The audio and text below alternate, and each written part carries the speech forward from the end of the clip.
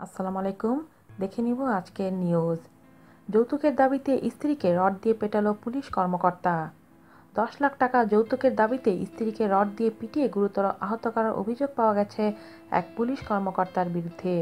ঘরে আটকে রেখে 3 দিন ধরে গৃহবধূকে নির্যাতন করা সহ তার 3 বছরের শিশু সন্তানকেও মারধর করার অভিযোগ পাওয়া গেছে। এদিকে গতকাল শনিবার আহত নারীকে হাসপাতালে ভর্তির পর থেকে পরিবারের পক্ষ থেকে থানায় নারী নির্যাতন মামলা করতে গেলে আজ রবিবার বিকাল পর্যন্ত নানা অজুহাতে মামলা নেয়নি লোহাগড়া থানা পুলিশ। পারিবারিক সূত্রে জানা যায়, 4.5 বছর আগে নড়াইলের লোহাগড়া উপজেলার দিঘলিয়া গ্রামের আব্দুল মান্নান শরীফের মেয়ে ফাতেমা বেগম শিখার সাথে লোহাগড়া পৌরসভার কুন্দলি এলাকার সৈয়দ সিরাজ আলীর ছেলে পুলিশ কর্মকর্তা সৈয়দ আল মামুনের বিয়ে হয়। বিয়ের পর বছরখানেক সুখের জীবন কাটলেও যৌতুকের দাবিতে স্ত্রী ফাতেমা বেগম শিখার উপর শুরু করে নির্যাতন। যৌতুকের দাবি মেটাতে গৃহবধূর 5 লাখ টাকার গহনাসহ বাবার বাড়ির গরু পর্যন্ত বিক্রি করতে হয়েছে। এমনকি টাকা সুদ করে এনেও যৌতুকের টাকা পূরণ করা হয়েছে। তবুও কপালে সুখ মেলেনি গৃহবধূ ফাতেমার।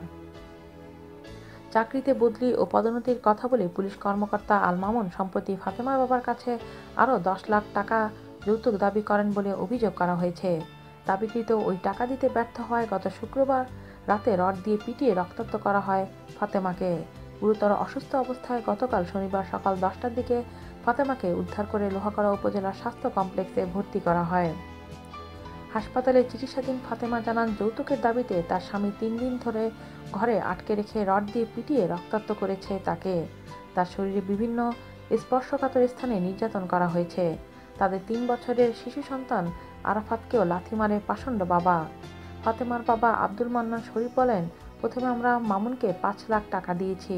সাব ইন্সপেক্টর থেকে পদোন্নতির কথা বলে আমাদের কাছ থেকে এই টাকা নেয়। কিছুদিন চুপচাপ থাকার পর আবারও ওসি হওয়ার জন্য আমার মেয়ের কাছে টাকা দাবি করে। টাকার জন্য শিখার উপর শুরু হয় নির্যাতন। এখন কোর্ট ইন্সপেক্টর থেকে থানায় যাওয়ার নাম করে 10 লাখ টাকা দাবি করেন আমার জামাই।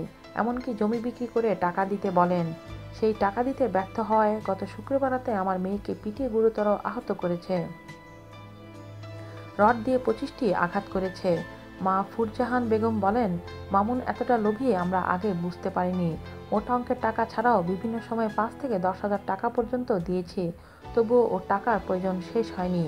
আমার মেয়েকে লাথি ও চোখে ঘুষি দিয়ে এবং রড দিয়ে মেরে জীবনটা প্রায় শেষ করে দিয়েছে। এই নির্যাতনের বিচার চাই।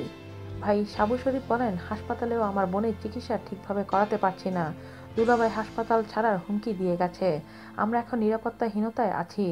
লোহাগড়া থানায় মামলার জন্য এজাহার নিয়ে গেলে ওসি সাহেব আমাদের রুম থেকে বেরিয়ে যেতে বলেন। রাত 12টা পর্যন্ত বসে থেকেও তিনি আমাদের মামলা নেননি।